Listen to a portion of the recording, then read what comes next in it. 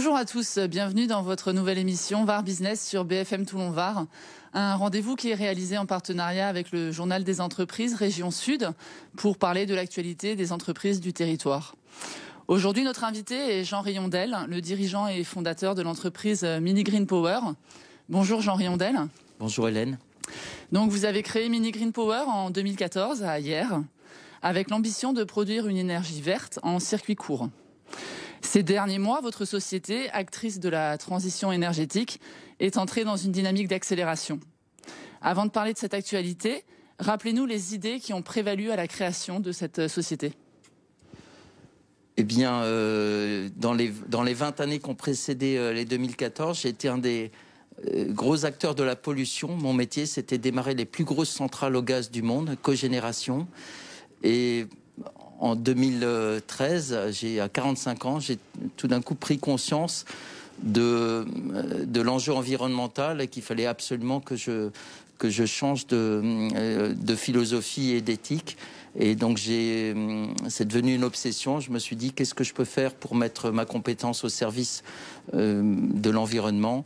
Et donc j'ai décidé de développer les plus petites centrales au monde qui tournent à partir d'énergie renouvelable. Et c'est devenu Mini Green Power. Et ces derniers mois, vous avez un peu révisé votre modèle économique. Quelles sont aujourd'hui vos cibles prioritaires ? Alors, nos cibles prioritaires, ce sont principalement les grandes entreprises qui ont un objectif RSE bien affiché, qui ont compris l'urgence environnementale et qui décident de s'engager vers un problème énergétique pérenne pour l'environnement, et également les collectivités qui ont à la fois du déchet dont il faut se débarrasser de façon pérenne pour l'environnement et des besoins en énergie. Donc nous visons ces deux types de clientèle et nous sommes persuadés que nous avons beaucoup à leur apporter. Et justement, sur les collectivités, vous en êtes où aujourd'hui ? Alors, on est en train de signer notre premier contrat avec une collectivité dans le sud-ouest. Nous espérons que, suite à ce contrat-là, de nombreuses autres collectivités vont suivre. Et pourquoi pas en région sud, région où nous sommes installés. L'autonomie territoriale, l'autonomie énergétique territoriale à partir des déchets territoriaux est quelque chose qui nous tient à cœur et qui a vraiment du sens pour tout le monde, pour le citoyen, pour les entreprises. Et donc nous espérons que nous allons convaincre nos élus de nous suivre dans cette aventure. Et pour accompagner ce changement de cible, mais aussi votre croissance, vous êtes actuellement en levée de fonds. Quels sont les objectifs de cette levée ? Alors, en termes de chiffres, nous levons 2 millions d'euros. Une partie de cette levée de fonds est destinée à être levée en crowdfunding. Tout un chacun peut investir à partir de 150 euros. Et nous voulons emmener dans notre aventure le plus de monde possible. Et voilà, donc il faut venir rejoindre la plateforme SoWeFund qui nous accompagne depuis plusieurs années. Et sur SoWeFund, les petits porteurs, les citoyens, tout un chacun peut venir investir pour nous rejoindre dans cette aventure.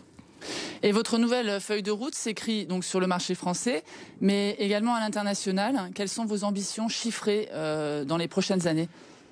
Alors, notre ambition en France cette année est de signer à peu près 10 millions d'euros de commandes. À l'international, nous avons prévu de réaliser à 10 ans au moins 25% de notre chiffre d'affaires. Nous visons 200 millions d'euros de chiffre d'affaires d'ici 2030. Et nous avons pour ambition de toucher un certain nombre de pays. Les pays prioritaires sont les pays qu'on disait en voie de développement, l'Afrique, l'Asie. On commence à discuter de premiers partenariats au Maroc en ce moment. Et aujourd'hui, vous êtes combien de salariés chez Mini Green Power et vous serez combien dans 10 ans ? Alors aujourd'hui, avant Covid, on a été 35. Aujourd'hui, on est descendu à 12 en début de cette année. On remontera à 20 salariés avant la fin de l'année. Et d'ici 10 ans, on pense être plus de 150, en tout cas sur le site de Hyères. Voilà. À l'étranger, évidemment, il y aura d'autres emplois indirects. Oui, parce que je crois qu'à l'étranger, l'idée, c'est de construire sur place avec des équipes sur place. Absolument. Nous croyons au circuit court, au local. Et l'enjeu, les centrales vendues à l'étranger seront construites à l'étranger avec des emplois locaux. Nous, nous vendons la technologie, nous faisons du transfert de technologie et nous souhaitons que finalement les parties prenantes autour de nos centrales soient toujours des gens locaux autour de la centrale. Créer de l'emploi, créer de l'énergie propre et traiter les déchets de façon plus pérenne, ce sont là nos objectifs. Et donc chez Mini Green Power, vous prenez soin de la terre, mais vous prenez aussi soin des hommes.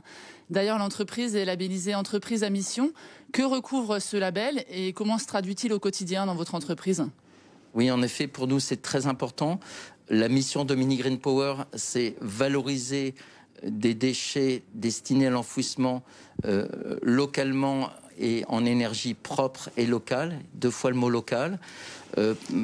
Pour nous, si vous voulez, le projet Mini Green Power, c'était d'abord un projet humain, prendre soin des gens, des parties prenantes, bien les traiter, avoir un projet qui ait du sens pour l'environnement. Et donc l'origine de ce projet-là, on l'a discuté dans une école de philosophie avec vraiment cette ambition-là de répondre à une mission et de répondre à des valeurs. Merci Jean Rayondel.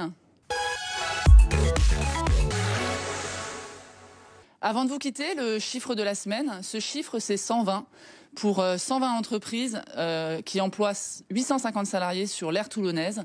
Ce sont les entreprises du numérique qui sont réunies désormais sous une bannière commune, la French Tech Toulon.